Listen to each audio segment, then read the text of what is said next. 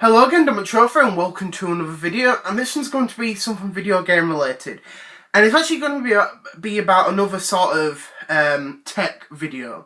But this one's actually going to be about my thoughts, well, my review really of the PlayStation 3.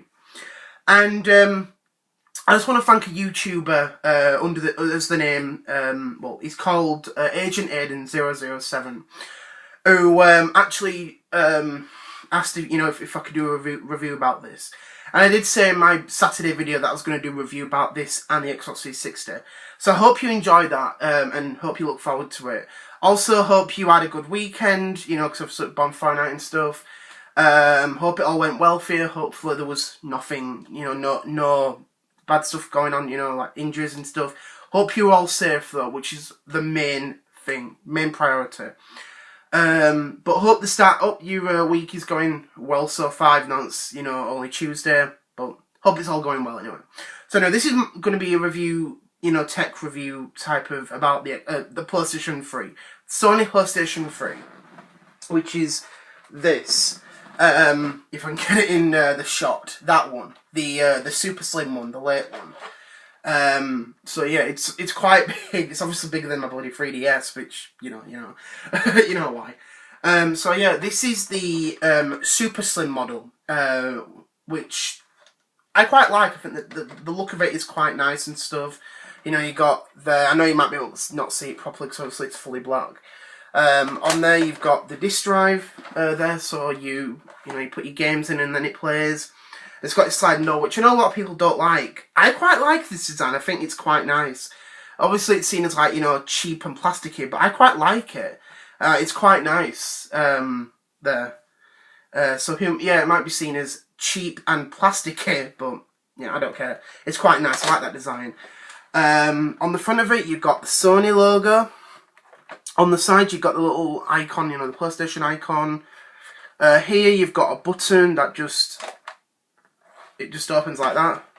If I can get that in the frame, like that. Yeah. On the side, at the bottom of it, you've got a little icon where where it turns on or when it's on standby. This side, you got nothing on that side. See one. On the back, you've got ports for the Ethernet, internet, HDMI, digital out, AV multi-out, and the power cable, which is one of those figure 8 ones, which is quite handy. It's quite good like that. On this side, you just got a panel for the hard drive. Actually, no, that's not the panel. The other side of the panel, sorry. No, there's nothing on that side. And at the bottom, you've got 2 USBs. So that's the look of the console and stuff. So yeah, I think the design of it is really, really nice. Obviously, this is the late model. You had the original, which looks like, as people call it, a George Foreman grill. Then you got the slim one, which is obviously a lot slimmer. And you got this one, which is the super slim. So yeah, the design of it is quite nice. And I just want to share, obviously, the controller as well. So this is the controller, for the console and stuff. My thoughts about the controller is it's quite nice, but it took a while to get used to. And the thing about this is you've got the back of it. Now the back buttons, I think the L2 and the R2 buttons, they look like they're sort of flipped over, aren't they? And I remember when I first tried that, and it took me a while to really get used to it. It just didn't feel right. It really, really didn't.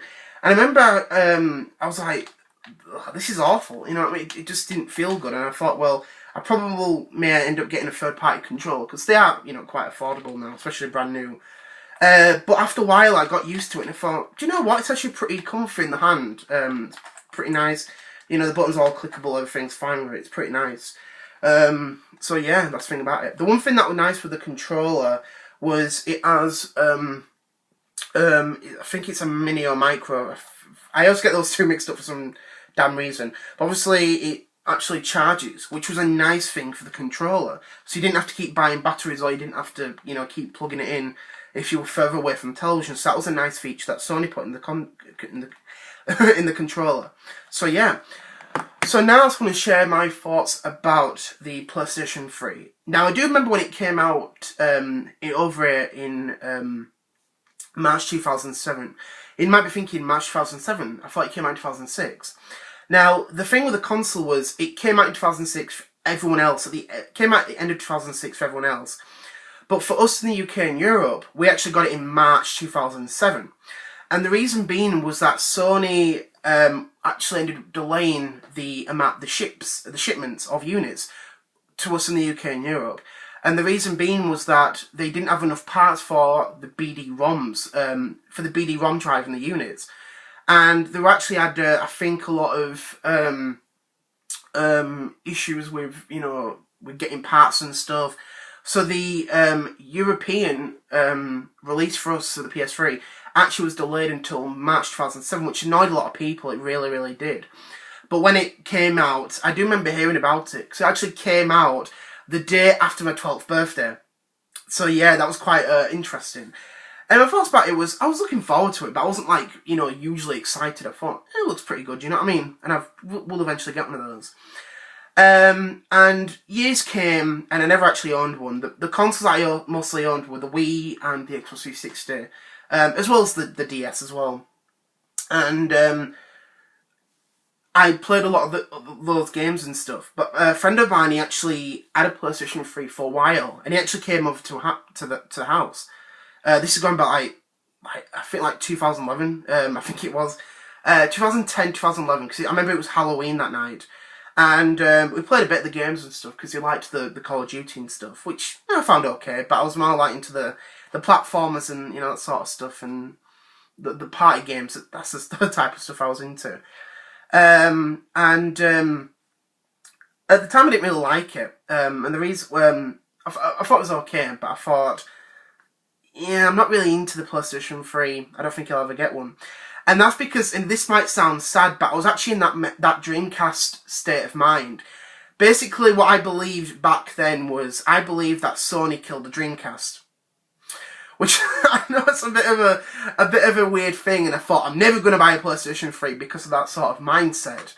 But I eventually did get out I eventually did get out of that mindset, because I thought, well, the thing is, you can't judge, the console, as as the famous phrase is, you can't judge a book by its cover, which is true.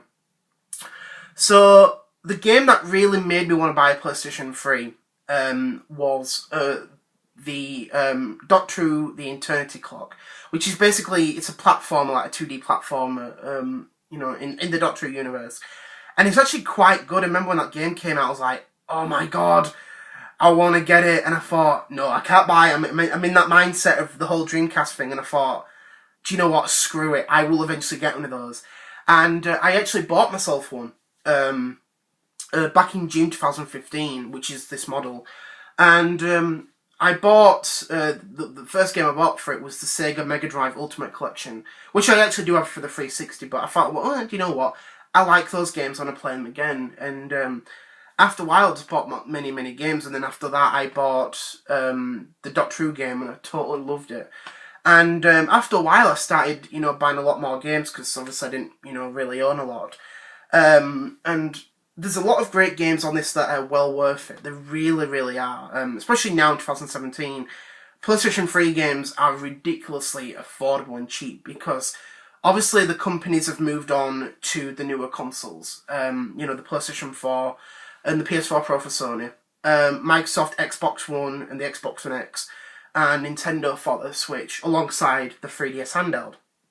And yeah, and that was the thing about it. An interesting console. It was actually discontinued a few months ago in Japan, so it's definitely had a long lifespan, like 11 years, 10, 11 years, which is crazy. And it's, it's nice looking back, because, it's a nice thing with the console, you know what I mean? One thing that was nice with the console was that Sony actually included backwards compatibility into this. Now, when the original model came out, it had compatibility for the original PlayStation and the PS2 discs. So if you had an original PlayStation and you had a PS2 and you upgrade into the next PlayStation, PS3, you could bring those games over. Now, how that worked was that the PlayStation 2 games actually ran on the PlayStation 3 via hardware. Its backwards compatibility was actually hardware-based, which was a nice thing. So any PlayStation 2 game would run in the native, as it would be if it was a PlayStation 2, but because it had the hardware in it, it ran perfectly. And it had basically 100% compatibility. But because of that, it cost Sony too much, to sell the console, because it was like $500, $550 or something. I think near $600. So I know the cheapest one over here was £425, which was a lot of money. But that's because they included a Blu-ray player in this. So, you could play your Blu-rays and stuff, which was pretty new at the time. So what they did was that they actually made the PS2 compatibility run via emulation. But obviously not every game is supported. And after that, they cut the compatibility of PS2s in every PS3 after the Slim. So whether or not you've got the Slim or the Super Slim, they will not play PlayStation 2 disc out of the box. But one thing that Sony did that was quite nice was that they offered PS2 classics. Now I know that people have a strange thought about that, but I don't want to repurchase the game again. But the thing is, if you've never played the games, it's a nice thing, and there was actually some great PS2 classics on PlayStation 3 that are well worth playing, and they actually run via emulation. It's quite nice to play them, you know what I mean? Because they are actually quite cheap and affordable now on the PS3. And another thing with the backwards compatibility is that you actually have original PlayStation compatibility still in there. All models of the PS3 will play original PlayStation games off the disc, and they actually run them through emulation, which is a nice bonus. So whether or not you've got the original PS3, the Slim or the Super Slim, all of them will play PS1 games alongside PS1 classics, which is a nice thing. And especially since it runs through HDMI, you know what I mean? It makes it a lot more easier. So you don't have to keep getting multiple consoles out. And I actually mostly play my PS1 classics and the discs and stuff on my PlayStation 3 because it's just a lot easier. And it's great to play them on here. And that's why a lot of people always say that the PS3 is one of the best PS1s out there.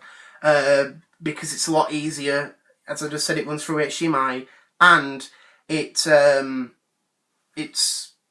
easy access, if you want to say that, and stuff, which is pretty nice.